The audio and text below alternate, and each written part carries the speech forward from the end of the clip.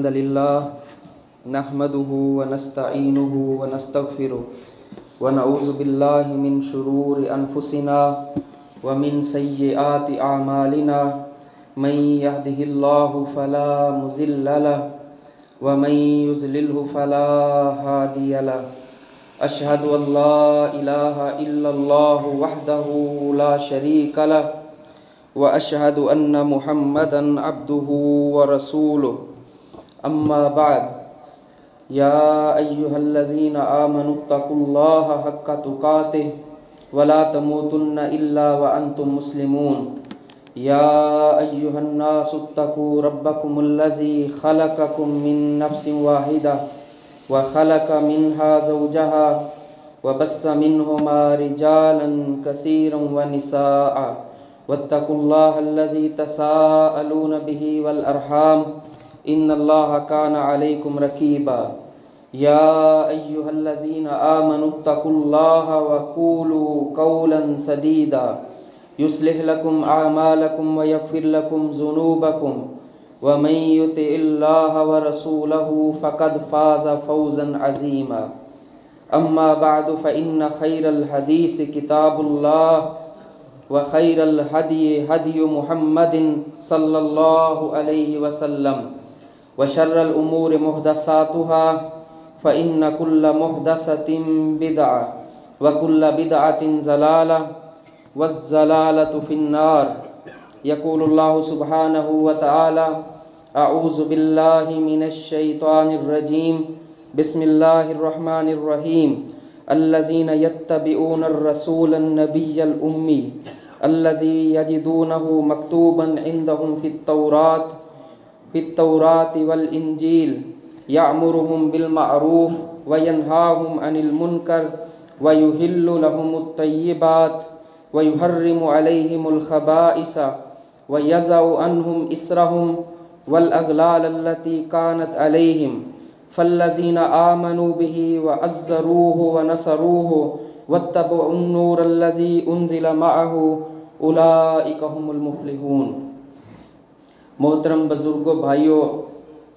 عام طور پر ان دنوں میں ہمارے ہاں سیرت النبی صلی اللہ علیہ وسلم پر بات ہوتی ہے۔ یقیناً اس مسجد میں بھی مجھ سے پہلے جن لوگوں نے خطبات دیے انہوں نے سیرت النبی کے مختلف موضوعات پر، مختلف پہلوؤں پر ضرور بات کی ہوگی۔ تو آج ہم اس خطبہ جمعہ میں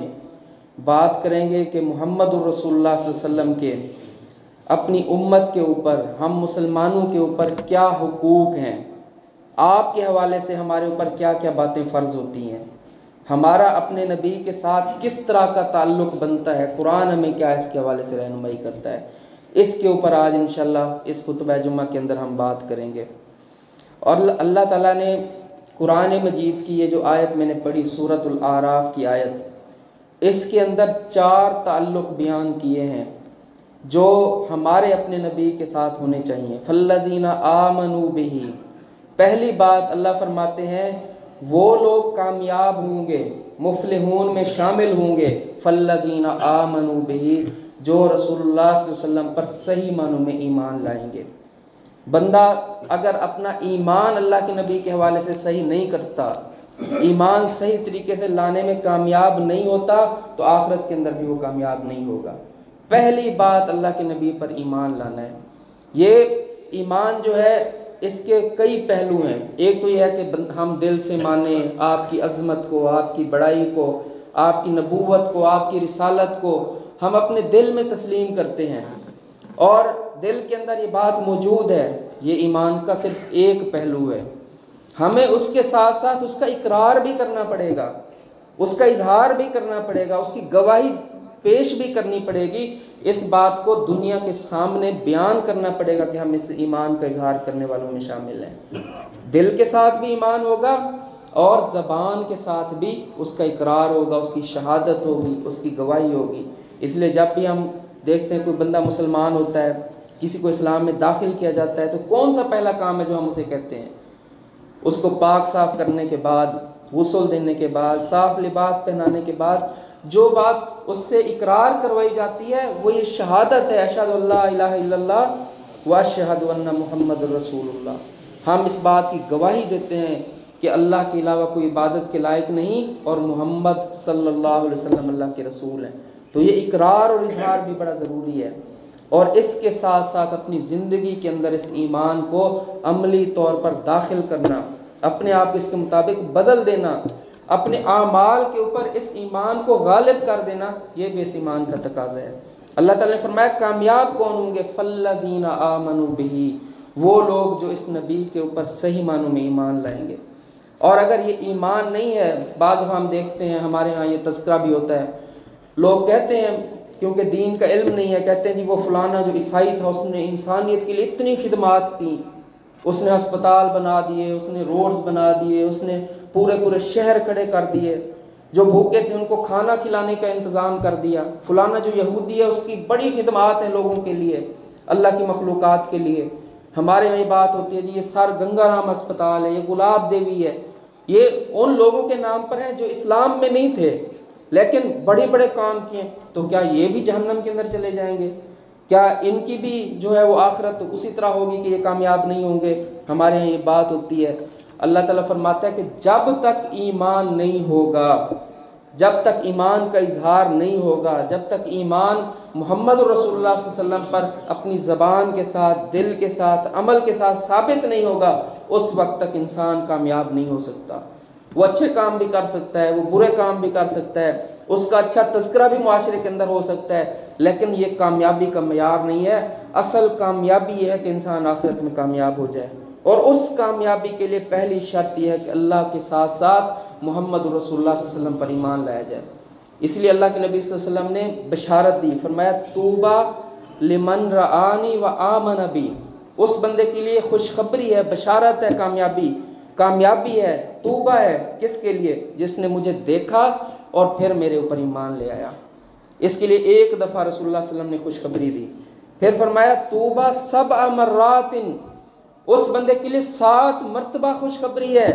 کس انسان کے لیے؟ جس نے مجھے دیکھا نہیں پھر بھی میرے اوپر ایمان لے آتا ہے۔ آج اللہ کا کتنا فضل ہے کہ رسول اللہ صلی اللہ علیہ وسلم کا زمانہ ہم نے نہیں پایا، صرف آپ کی تعلیمات ہمارے پاس ہیں اور پوری طرح محفوظ ہیں۔ آپ قرآن مجید لے کر آئے، وہ ہمارے پاس ہے، آپ کی سنت اور سیرت ہمارے پاس ہے، آپ کی ایک حدیث ہمارے پاس محفوظ ہے، لیکن آپ کا زمانہ تو ہم نے نہیں دیکھا، آپ سے ملاقات نہیں کی۔ اس کے باوجود اللہ کی توفیق کے ساتھ اگر ہم ایمان لے آئے ہیں تو یہ اتنی بڑی بات ہے، اتنی بڑی کامیابی ہے، اتنی بڑی خوشخبری ہے۔ رسول اللہ صلی اللہ علیہ وسلم فرماتے ہیں جنہوں نے مجھے بغیر دیکھے میرے اوپر ایمان جو لے کر آئے ان کے لیے 7 مرتبہ توبہ ہے، 7 مرتبہ کامیابی اور خوشخبری کی بشارت ہے۔ اسی طرح فرمایا کہ کوئی شخص چاہے وہ کتنا اچھا کیوں نہیں ہے، اس امت میں سے یہودی ہو، عیسائی ہو، صحیح مسلم کے اندر حدیث موجود ہے، مجوسی ہو، اگر وہ اس حالت میں اس دنیا سے چلا گیا کہ وہ میرے اوپر ایمان نہیں لایا، رسول اللہ صلی اللہ علیہ وسلم نے فرمایا میری رسالت اور نبوت پر ایمان نہیں لایا، تو اس کا اچھا ہونا، اس کے خیر کے کام، اس کے بڑے کارنامے کسی کام کے نہیں ہیں۔ اگر وہ میرے اوپر ایمان لائے بغیر اس دنیا سے یہودیت کے اوپر، عیسائیت کے اوپر، کسی اور مذہب کے اوپر چلا گیا تو اللہ کے نبی صلی اللہ علیہ وسلم فرماتے ہیں کہ وہ بندہ جنت میں جانے کا حقدار نہیں ہے، وہ ناکام ہو گیا۔ وہ اپنی طرف سے اس کو اچیومنٹ سمجھتا رہے، کامیابیاں سمجھتا رہے کہ میں نے یہ کر دیا، میں نے وہ کر دیا، میں نے اتنی بڑی معاشرے کی خدمت کر دی۔ فرمایا اگر وہ میرے اوپر ایمان نہیں لاتا تو اس کو اس کام کا کوئی فائدہ ہونے والا نہیں ہے۔ اس لیے یہ ایمان انتہائی ضروری ہے۔ اور آپ قرآن کو دیکھیں، اس ایمان کا مطالبہ اللہ تعالیٰ نے غیر مسلموں سے بھی کیا، اہل کتاب سے بھی کیا، لیکن اس ایمان کا مطالبہ کہ محمد رسول اللہ صلی اللہ علیہ وسلم پر ایمان لے آئیں، اللہ تعالیٰ نے ایمان والوں سے بھی کیا۔ یا ایھا الذین آمنوا آمنوا باللہ ورسولہ، اے ایمان والو تم ایمان لے آؤ اللہ پر، اس کے رسول پر۔ یہاں سوال پیدا ہوتا ہے کہ ایمان والے اور پھر ایمان لے آئیں، اس کا مطلب ہے کہ بعض دفعہ ایمان لانے کے باوجود بھی ہمارا ایمان ان تقاضوں کو پورا نہیں کر رہا ہوتا جو ایمان کے تقاضے ہیں، ہمارا وہ تعلق اللہ کے نبی کے ساتھ نہیں ہوتا جو ہونا چاہیے، جو ایمان کی ریکوائرمنٹ ہے، ضرورت ہے، جس کے بغیر ایمان پورا نہیں ہو سکتا۔ اس لیے اللہ نے ایمان والوں سے مطالبہ کیا، یا ایھا الذین آمنوا آمنوا باللہ ورسولہ، تم نئے سرے سے اپنے ایمان کی تجدید کرو، اللہ اور اس کے رسول کے ساتھ صحیح معنوں میں ایمان لے کر آؤ۔ اور یہ محمد رسول اللہ صلی اللہ علیہ وسلم کو ماننا، آپ کی رسالت کو تسلیم کرنا، اتنا بڑا کام اللہ کے ہاں ہے کہ اللہ تعالیٰ نے تمام انبیاء سے اپنے اپنے دور میں عہد لیا کہ اگر آپ کی زندگی میں رسول اللہ صلی اللہ علیہ وسلم کا نزول ہوا، آپ کی رسالت کا اظہار ہوا، تو آپ سب کو ان کی نبوت اور رسالت کو ماننا پڑے گا۔ وَإِذْ أَخَذَ اللَّهُ مِيثَاقَ النَّبِيِّينَ لِمَا آتَيْتُكُم مِّن كِتَابٍ وَحِكْمَةٍ ثُمَّ جَاءَكُمْ رَسُولٌ مُصَدِّقٌ لِّمَا مَعَكُمْ لَتُؤْمِنُنَّ بِهِ وَلَتَنصُرُنَّ۔ اللہ کہتے ہیں کہ میں نے تمام انبیاء سے یہ میثاق لیا، پختہ عہد ان سے باندھا کہ اگر تمہاری زندگی میں جب تمہیں کتاب اور حکمت دے دی گئی، تمہاری نبوت اسٹیبلش ہو گئی، اس کا اعلان ہو گیا، لوگ آپ کے ساتھ چلنا شروع ہو گئے، اگر اس دوران میرے رسول آ جائیں، محمد رسول اللہ صلی اللہ علیہ وسلم آ جائیں، تو آپ سے دو باتوں کا مجھے عہد چاہیے، لَتُؤْمِنُنَّ بِهِ وَلَتَنصُرُنَّ، تم ضرور بالضرور اس نبی کے اوپر ایمان لاؤ گے اور ضرور اس کے دین کی اور اس نبی کی نصرت اور مدد کرو گے۔ قالا، پھر اللہ تعالیٰ نے پوچھا ان سے، کیا تم اس بات کے اوپر میرے ساتھ عہد کرتے ہو؟ وَأَخَذْتُمْ عَلَىٰ ذَلِكُمْ إِصْرِي، کیا تم اس کے اوپر مضبوط وعدہ میرے ساتھ باندھتے ہو؟ قالوا اقررنا، سب نے یہ کہا کہ ہم اس کے اوپر اقرار کرتے ہیں، وعدہ کرتے ہیں آپ کے ساتھ۔ پھر اللہ نے کہا فَاشْهَدُوا وَأَنَا مَعَكُم مِّنَ الشَّاهِدِينَ، اس بات پر تم گواہ ہو جاؤ، میں بھی تمہارے ساتھ گواہ ہوں۔ یہ اتنا بڑا کام ہے کہ انبیاء سے وعدہ لیا گیا۔ ہم سمجھتے ہیں کہ دین کی آج افادیت، اہمیت کتنی بڑی یہ نعمت ہے، ہمارے ذہنوں میں نہیں ہے۔ آپ اس بات سے اس کا اندازہ لگائیں، ہمیں تو خاندانی طور پر مل گیا، ہم مسلمانوں کے گھروں میں پیدا ہو گئے، ہمیں کوئی محنت نہیں کرنی پڑی، جد و جہد نہیں کرنی پڑی، کوئی ایسے یعنی مشکل حالات میں سے گزر کر اس دین کو قبول نہیں کرنا پڑا۔ ہم تو الحمدللہ ایسے معاشرے میں پیدا ہو گئے جو مسلمانوں کا تھا، ایسے محلے میں پیدا ہو گئے جو مسلمانوں کا تھا، ایسے گھروں میں پیدا ہو گئے جہاں کلمہ پڑھا جاتا تھا، اور پھر بعض جگہوں پہ تو ہمیں صحیح عقیدہ بھی خاندانی طور پر وراثت کے اندر اللہ تبارک تعالیٰ نے دے دیا، اس کے لیے بھی ہمیں معاشرے کی مخالفت برداشت نہیں کرنی پڑی، اس کے لیے بھی ہمیں ایفرٹ نہیں کرنی پڑی۔ اس لیے ہمیں اندازہ نہیں کہ کتنی بڑی نعمت ہے، یہ ایمان کتنی بڑی نعمت ہے کہ اللہ تبارک و تعالیٰ کیا فرما رہے ہیں، اپنے انبیاء سے عہد لے رہے ہیں کہ تمہیں یہ ایمان لانا پڑے گا، تمہیں اس نبی کی نصرت کرنی پڑے گی، پھر جا کر تم بھی کامیاب ہوگے۔ یہ اتنی بڑی نعمت تھی کہ اللہ نے انبیاء سے اس کے اوپر عہد لیا۔ آج ہم دیکھیں کہ ہمارے ایمان کا کیا یہ لیول ہے، کیا ہم اس کی اہمیت اور افادیت سمجھتے ہیں۔ پھر اس ایمان میں کچھ چیزیں شامل ہیں، جو خصوصیات، جو خوبیاں، جو اوصاف رسول اللہ صلی اللہ علیہ وسلم کے اللہ تعالیٰ نے بیان کیے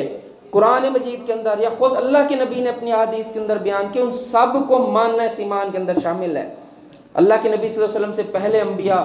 علاقوں کے لیے ہوتے تھے، یا قوم یا قوم، قرآن مجید کو پڑھ کے دیکھ لیں، اے میری قوم، اے میری بستی کے لوگوں، اے میرے خاندان کے لوگوں، یعنی چھوٹی چھوٹی نبوتیں تھیں جو علاقوں تک محدود تھیں، جو خاندانوں تک محدود تھیں، جو ایک ایک بستی تک محدود تھیں۔ زیادہ سے زیادہ کسی ملک کے اندر ایک نبی ہوتا تھا، اور ایک ایک وقت میں کتنے انبیاء تھے، قرآن مجید کی تاریخ ہمارے سامنے ہے، ایک وقت میں ایک ایک علاقے کے اندر نبی موجود ہیں۔ ابراہیم علیہ السلام خلیل اللہ موجود ہیں، اور ان کے ساتھ لوط علیہ السلام دوسری جگہ پر موجود ہیں۔ فرشتے جا رہے ہیں لوط علیہ السلام کی قوم کو تباہ کرنے کے لیے، ابراہیم علیہ السلام کے گھر سے وہ آ کر مل کے ان کو یہ ساری بات بتا کر اور خوشخبری دے کے ان کو بیٹے کی خوشخبری دے کے جا رہے ہیں۔ تو دو نبی موجود ہیں، اس سے زیادہ ایک ایک وقت کے اندر موجود ہیں۔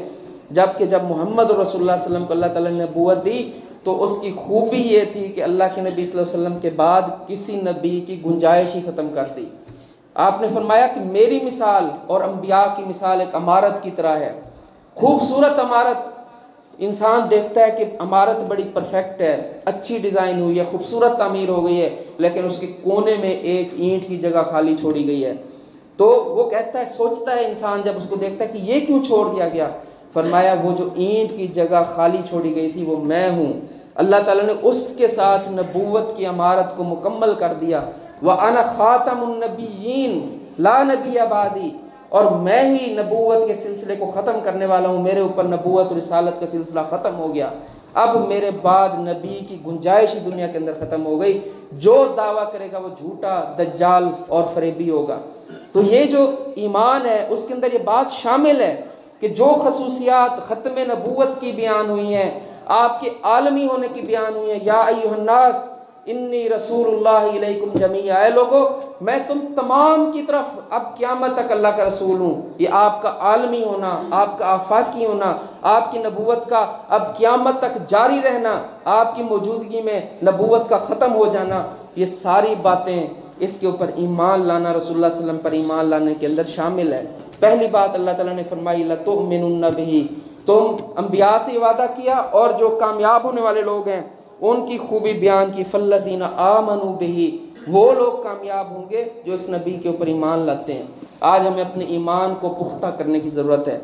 دوسری بات پھر فرمایا وَعَزَّرُوهُ وَنَصَرُوهُ، جو اس نبی کی عزت کرتے ہیں، توقیر کرتے ہیں، اس کی تعظیم کرتے ہیں اور اس کے دین کی، اس کی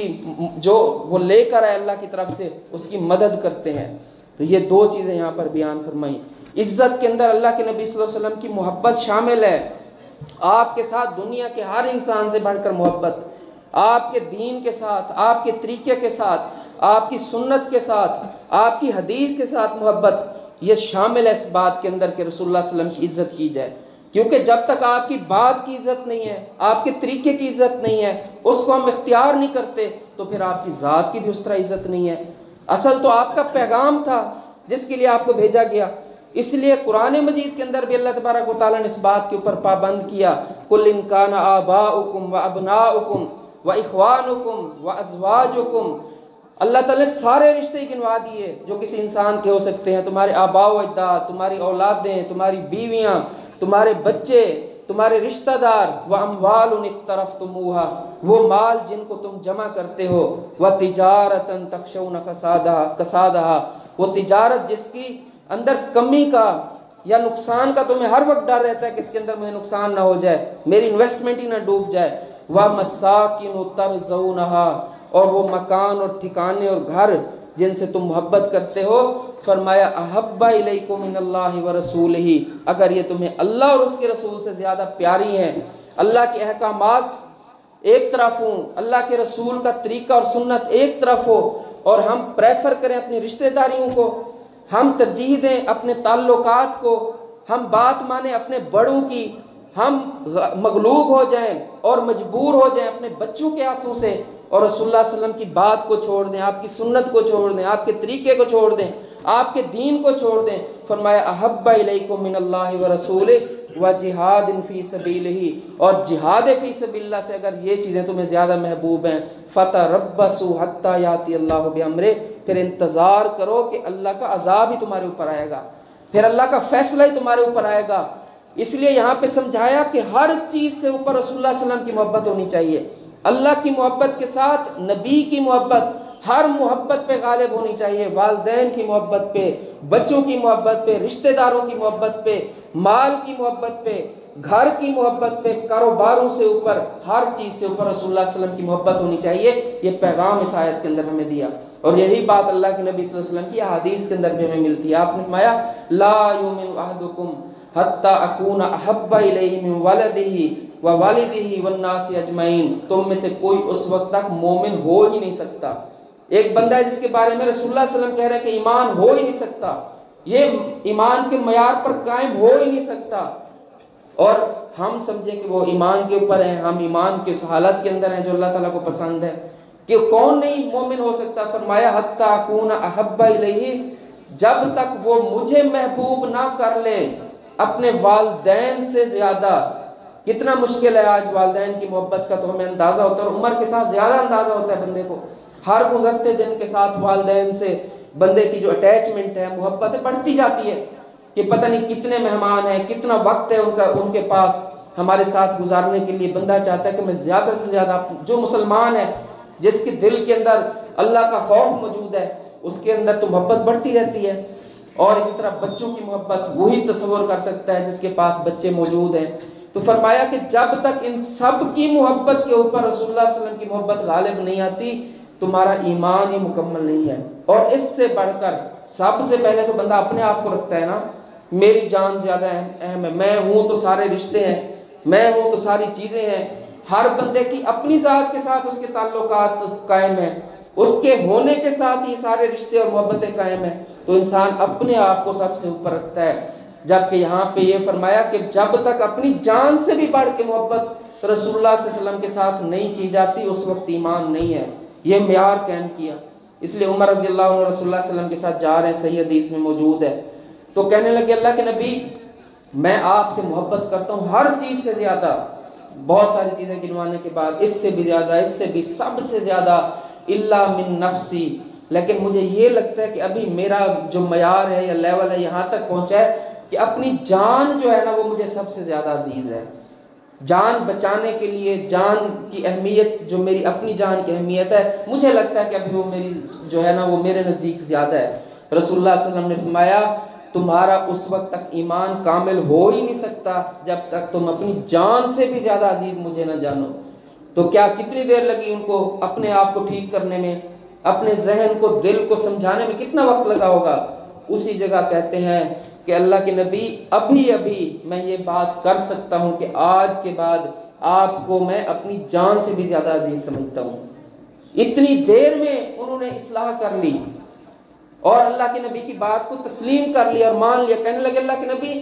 اب میں یہ کہتا ہوں آپ کی بات سننے کے بعد کہ آج سے اس لمحے سے میں یہ عقیدہ رکھتا ہوں، میرے اندر یہ تبدیلی ہو چکی ہے کہ میں اپنی جان سے بھی زیادہ آپ کو عزیز رکھتا ہوں۔ آپ نے کیا فرمایا کیسے؟ الآن یا عمر، اے عمر یہ وہ لمحہ ہے جب آپ کا ایمان مکمل ہوا ہے، جب آپ ایمان کے درجے کے اوپر قائم ہو گئے ہیں۔ آج ہم سوچیں کیا ہم اللہ کے نبی صلی اللہ علیہ وسلم کی ذات سے زیادہ اپنی جانوں کو، اپنی ترجیحات کو، اپنی پسند کو، اپنے خاندانوں کو آج اہمیت نہیں دیتے؟ ایک طرف ہمارے والدین کی بات ہوتی ہے اور ہمیں پتہ ہوتا ہے کہ یہ بات دین کے خلاف ہے، ایک طرف ہماری بیوی کی بات ہوتی ہے، اس کا مطالبہ ہوتا ہے، اس کی کوئی خواہش ہوتی ہے اور ہمیں پتہ ہوتا ہے کہ اللہ کی کوئی حد توڑنے کے بعد ہی میں یہ خواہش پوری کر سکوں گا۔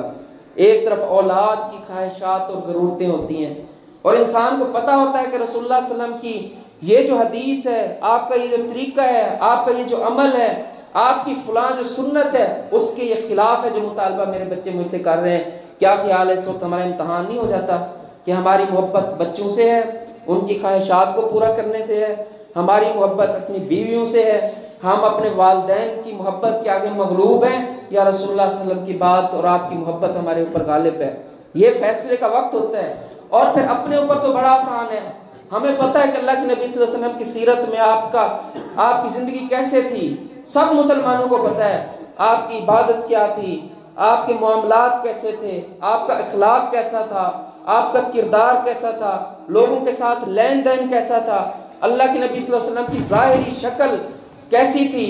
آپ کی شکل کے اندر خاص خاص باتیں اور چیزیں کیا تھیں، لباس، انداز، اطوار کیا تھے، ہم میں سے ہر ایک بندے کو پتہ ہے۔ اور ہم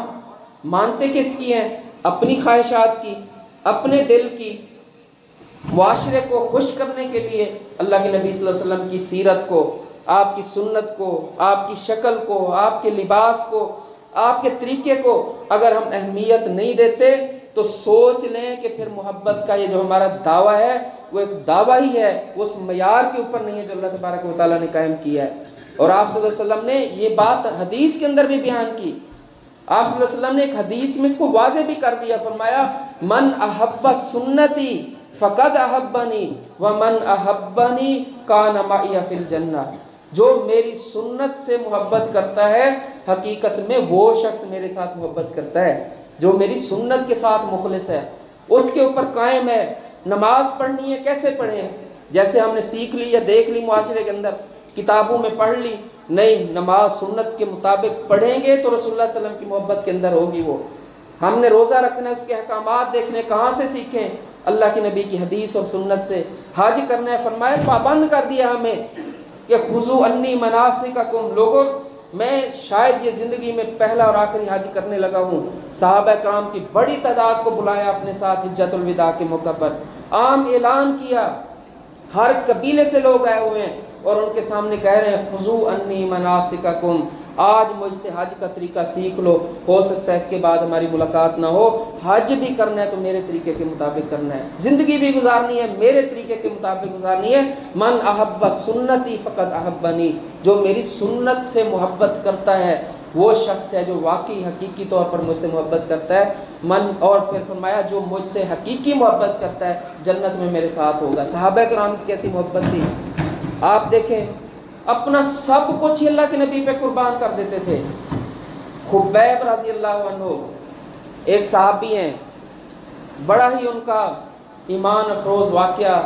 سیرت اور حدیث کی کتابوں میں موجود ہے۔ وہ اللہ کے نبی صلی اللہ علیہ وسلم کے قریبی ساتھی، آپ نے ایک چھوٹے سے علاقے میں چھوٹا سا وفد دے کر جہاد کے لیے روانہ کیا۔ بعض روایات میں ہے کہ آپ نے دین کی تعلیم کے لیے قبیلے کے لیے روانہ کیا۔ راستے میں وہ دشمن کے ہاتھ آ گئے، دشمن نے ان کو گرفتار کر لیا، مکہ میں لے گئے۔ انہوں نے ایک غزوے کے اندر ایک سردار کو قتل کیا ہوا تھا، اس کے بیٹوں نے ان کو خرید لیا اور اپنے گھر کے اندر باندھ دیا۔ اب انہوں نے فیصلہ کر لیا کہ فلاں دن ان کو پھانسی پہ لٹکا دیا جائے گا اور ان کو مارا جائے گا۔ تو اس دن جب وہ لے کر گئے حضرت خبیب رضی اللہ عنہ کو، پھانسی کے اوپر لٹکایا ہوا ہے، ساتھ ساتھ جسم کو کاٹا جا رہا ہے، اعضاء علیحدہ کیے جا رہے ہیں، تکلیف دی جا رہی ہے۔ وہ پوچھتے ہیں کیا تم یہ بات پسند کرتے ہو، اس بات کا اظہار کرتے ہو کہ آج تمہاری جگہ پر محمد رسول اللہ صلی اللہ علیہ وسلم یہاں پر ہوتے اور تم بچ جاتے، تمہاری جان بچ جاتی؟ کہتے ہیں تم تو بڑی عجیب بات کر رہے ہو، میں تو اتنا بھی پسند نہیں کرتا کہ میں سکون میں ہوتا اور رسول اللہ صلی اللہ علیہ وسلم کو ایک کانٹا بھی چبھ جاتا۔ میں تو آپ کو ایک کانٹا چبھنا بھی پسند نہیں کرتا، آپ کو کانٹا چبھنے کی بجائے میرے ٹکڑے ٹکڑے کر دیے جائیں، یہ مجھے زیادہ پسند ہے۔ یہ صحابہ کرام کی محبت ہے رسول اللہ صلی اللہ علیہ وسلم کے ساتھ، اور عمل کے ساتھ ثابت کی۔ ایک نے نہیں، آپ جس کی سیرت کو پڑھیں گے، جس کے کردار کو پڑھیں گے، سب اسی معیار کے اوپر قائم ہے۔ ایک صحابی ہیں حضرت عائشہ رضی اللہ عنہ بیان کرتی ہیں، اللہ کے نبی صلی اللہ علیہ وسلم کے پاس آ گئے، کہنے لگے اللہ کے نبی میں جب گھر میں ہوتا ہوں تو وہاں جا کر اپنے کاموں میں، بچوں میں، معاملات میں تھوڑی دیر گزارتا ہوں، آپ کی محبت کی وجہ سے میں بے چین ہو جاتا ہوں، آپ میری آنکھوں کے سامنے نہیں ہوتے، میں اپنے سارے کام چھوڑ کر آتا ہوں، آپ کو دیکھتا ہوں، آپ کی مجلس میں بیٹھتا ہوں، آپ سے ملتا ہوں، اپنی محبت جو ہے اس کو پورا کرتا ہوں، پھر میں جاتا ہوں، لیکن وہی معاملہ ہے کہ مجھے تھوڑی دیر کے بعد پھر آنا پڑتا ہے، میں آپ کے بغیر رہ ہی نہیں سکتا۔ لیکن میرے ذہن میں ایک سوال ہے، ایک بات میرے ذہن کے اندر پیدا ہوتی ہے کہ جب آپ جنت میں ہوں گے تو آپ تو انبیاء کے ساتھ ہوں گے، سب سے بڑے رتبے پر فائز ہوں گے، انبیاء کے بھی سردار، سب سے اونچے مقام کے اوپر آپ کا محل ہوگا، آپ کی رہائش ہوگی، آپ وہاں پر ہوں گے۔ تو میں سوچتا ہوں کہ دنیا میں تو میں آپ کو دیکھ لیتا ہوں، اگر میں جنت میں چلا بھی گیا تو میں تو عام جگہ پہ کہیں پہ ہوں گا، میں آپ سے کیسے ملاقات کروں گا؟ میری سب سے بڑی فکر یہ ہے کہ میں وہاں آپ کو کیسے دیکھوں گا، آپ سے میری ملاقات کیسے ہوگی؟ یہاں تو میں آزادی کے ساتھ کر لیتا ہوں، جب دل کرتا ہے آپ کے پاس آ جاتا ہوں۔ آپ تڑپ دیکھیں اس صحابی کی کیا ہے، اللہ کے نبی میری آپ سے ملاقات کیسے ہوگی، میں آپ کا دیدار کیسے کروں گا، میں آپ کو دیکھوں گا کیسے؟ یہ اس کی سب سے بڑی فکر ہے۔ رسول اللہ صلی اللہ علیہ وسلم خاموش ہو گئے، آپ نے کوئی جواب نہیں دیا۔ اس کے بعد کچھ وقت گزرنے کے بعد اس صحابی کے اس درد کو دیکھ کر، اس کی اس تکلیف کو دیکھ کر، محبت کے اس اظہار کو دیکھ کر اللہ تبارک و تعالیٰ نے آسمان سے وحی نازل کر دی۔ اس وحی کے اندر کیا تھا؟ وہ لوگ جو اللہ اور اس کے رسول کی اطاعت کرتے ہیں، دنیا میں زندگی اللہ اور اس کے رسول کے طریقے کے مطابق گزارتے ہیں، ہر بات میں ان کی فرما برداری کرتے ہیں، فَأُولَٰئِكَ مَعَ الَّذِينَ أَنْعَمَ اللَّهُ مِنَ النَّبِيِّينَ وَالصِّدِّيقِينَ وَالشُّهَدَاءِ وَالصَّالِحِينَ وَحَسُنَ أُولَٰئِكَ رَفِيقًا۔ تمہیں فکر ہے نا کہ رفاقت رسول اللہ صلی اللہ علیہ وسلم کی میسر آ جائے۔ اللہ کہتے ہیں کہ اگر تم دنیا میں اسی طرح اللہ اور اس کے رسول کی فرما برداری میں زندگی گزار دو گے تو اللہ تعالیٰ قیامت والے دن یہ رفاقت تمہیں عطا کر دے گا، اور ایسے لوگوں کو اللہ تعالیٰ انبیاء کے ساتھ، صالحین کے ساتھ، شہداء کے ساتھ اللہ تبارک و تعالیٰ رفاقت نصیب کر دے گا۔ یہ صحابہ کی تڑپ تھی رسول اللہ صلی اللہ علیہ وسلم کے بارے میں۔ تو یہ جو محبت ہے اس کو بھی عملی طور پر صحیح ہونا چاہیے۔ اور آگے فرمایا وَنَصَرُهُ، اللہ کے نبی کے دین کی مدد، یہ تیسرا تقاضا ہے جو ہم سے اللہ تبارک و تعالیٰ کر رہے ہیں، نبی کی مدد۔ اس وقت تو نبی پاک صلی اللہ علیہ وسلم موجود تھے، آپ صلی اللہ علیہ وسلم کی پریکٹیکلی مدد، یعنی آپ کے ساتھ شامل ہو کر دشمنوں کا مقابلہ کر کے صحابہ کرام نے کی۔ اللہ نے ان کو اس بات کے اوپر ترغیب بھی دی، اللہ تنصروہ فقد نصرہ اللہ، اے لوگوں اگر تم اس نبی کی مدد نہیں کرو گے تو اللہ کو کوئی پرواہ نہیں ہے اس کی، فقد نصرہ اللہ، اللہ نے تو پہلے بھی مدد کی جب وہ 2 لوگ صرف ہجرت کے سفر کے اندر تھے اور پورا مکہ ان کو تلاش کر رہا تھا اور سروں کی قیمتیں لگی ہوئی تھیں، اللہ نے اس وقت بھی مدد کی۔ فقد نصرہ اللہ اذ اخرجہ الذین کفروا ثانی اثنین اذ ہما فی الغار، اللہ نے پورے سفر میں اس مدد کے مناظر بھی ساتھ پیش کر دیے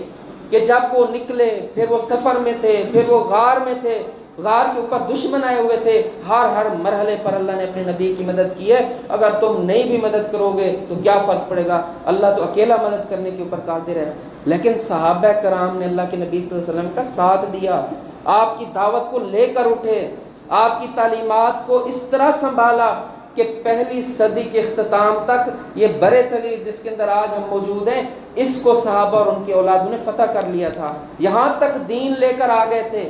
یہ وہ نصرت تھی، یہ وہ مدد تھی جو انہوں نے اپنی جانوں کے ساتھ کی، اپنے بیٹوں کے ساتھ کی، اپنے مالوں کے ساتھ کی، ساری دنیا کے کام چھوڑ کر وہ اللہ کے نبی کے دین کی نصرت کے لیے کھڑے ہو گئے۔ اور پھر اس کا کیا نتیجہ نکلا، پہلی صدی میں ہی 3 برے اعظموں میں ہم دیکھتے ہیں کہ اسلام ہمیں نظر آتا ہے۔ یورپ کے اوپر مسلمان اسپین تک پہنچے ہوئے تھے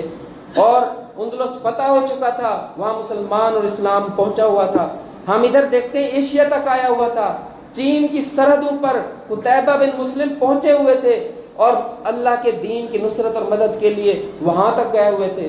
ہم دیکھتے ہیں درمیان میں جتنے بھی علاقے پڑتے ہیں یہ سارے کے سارے فتح ہو چکے تھے، بڑی 2 سپر پاور جو ہیں وہ شکست تسلیم کر چکی تھی، شکست کھا چکی تھی۔ یہ وہ نصرت تھی جو صحابہ کرام نے کی۔ آج بھی ہمیں اللہ کے نبی کے دین کی نصرت کرنی ہے،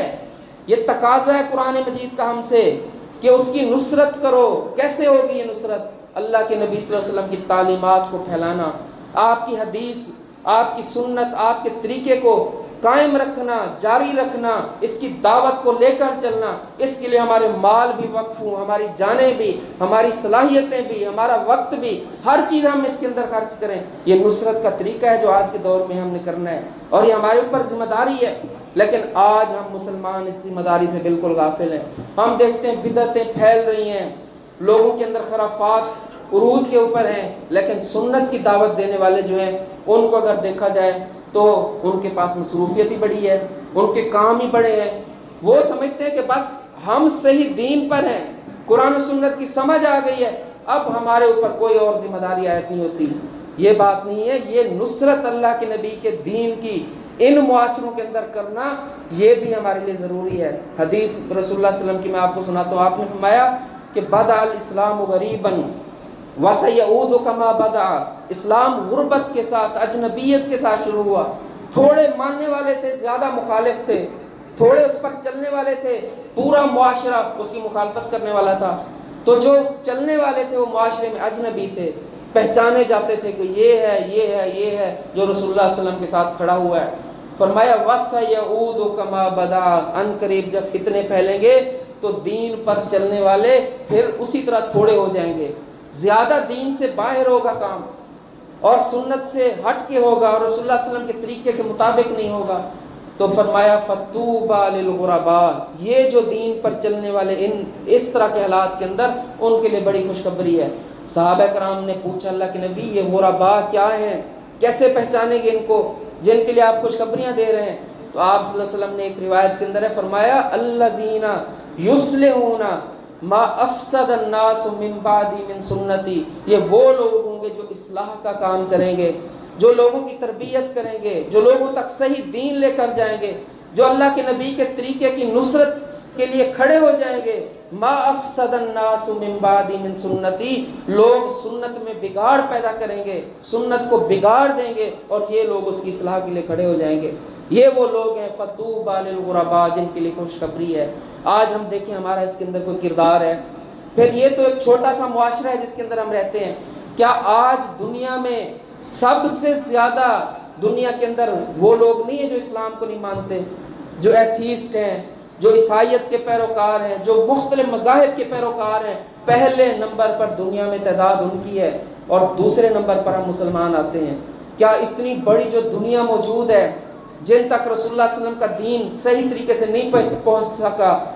نہیں پہنچایا گیا، ان تک دعوت لے کر جانا، اس دین کی نصرت کرنا، رسول اللہ صلی اللہ علیہ وسلم کی بات، آپ کی تعلیمات، آپ کی دعوت، آپ کا دین ان لوگوں تک پہنچانا کیا ہماری ذمہ داری کے اندر نہیں آتا؟ یہ بھی نصرت دین کے اندر ایک بہت بڑی ذمہ داری ہے جو اس امت کے اوپر ہے۔ کنتم خیر امت اخرجت للناس تأمرون بالمعروف وتنہون عن المنکر وتؤمنون باللہ۔ اللہ کہتے ہیں کہ تم ہی اب سب سے بہتر امت ہو، خیر امت ہو۔ بڑی امتیں اور قومیں اس دنیا کے اندر موجود ہیں اور وہ بڑی پراؤڈ ہیں، اپنے آپ کو سمجھتی ہیں کہ ہم بہت بڑی قومیں ہیں، لیکن اللہ کے ہاں ان کا دنیا میں آگے نکل جانا، دنیا کی ترقیاں،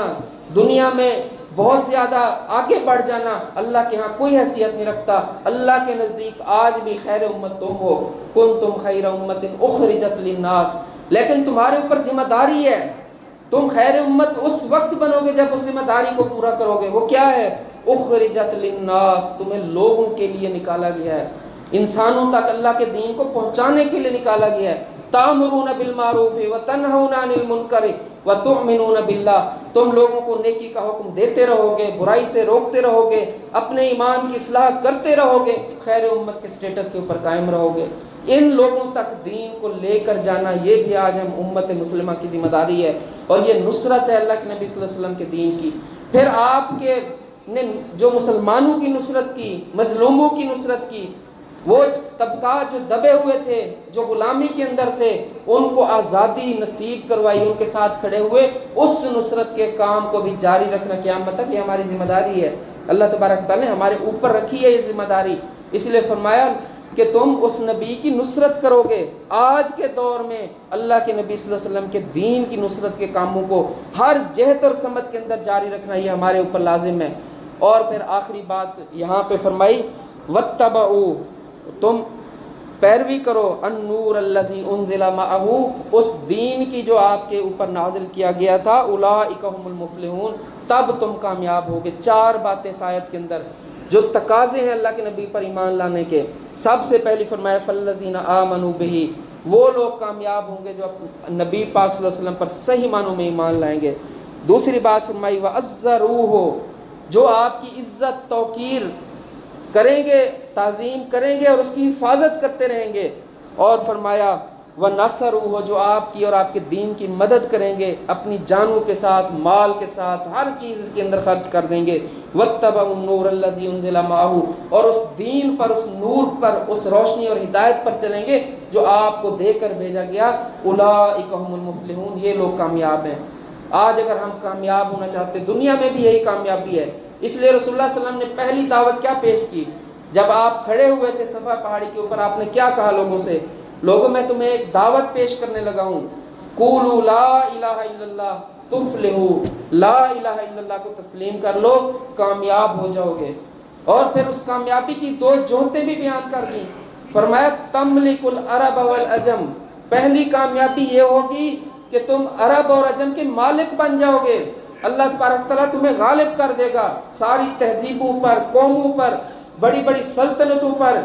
اللہ تمہیں غالب کر دے گا، عرب اور عجم تمہیں دے دے گا اور مسلمانوں کے ہاتھ میں آ جائیں گے۔ اور دوسری بڑی کامیابی پھر آخرت کی کامیابی یہاں پر بیان کی۔ تو وہاں بھی اللہ کے نبی صلی اللہ علیہ وسلم اس دین میں کامیابی بتاتے ہیں، اور اس آیت میں بھی اللہ تبارک تعالیٰ اس دین پر چلنے میں کامیابی بتاتے ہیں۔ تو آج ہمیں دوبارہ سے اپنے نبی کے ساتھ اپنے تعلق کو دیکھنے کی ضرورت ہے، اس کی اصلاح کی ضرورت ہے، اور جہاں جہاں ہم دیکھیں کہ کمی ہے، ایمان میں کمی ہے، عمل میں کمی ہے، اس کی دعوت میں کمی ہے، اس دین کی نصرت کے لیے اپنے آپ کو پیش کرنے میں کمی ہے، تو ہمیں اس کے اوپر اپنی اصلاح کرنی چاہیے تاکہ ہم دنیا میں بھی کامیاب ہو جائیں، آخرت میں بھی کامیاب ہو جائیں۔ اللہ تبارک و تعالی ہمیں توفیق دے اور قبول کرے۔ اقول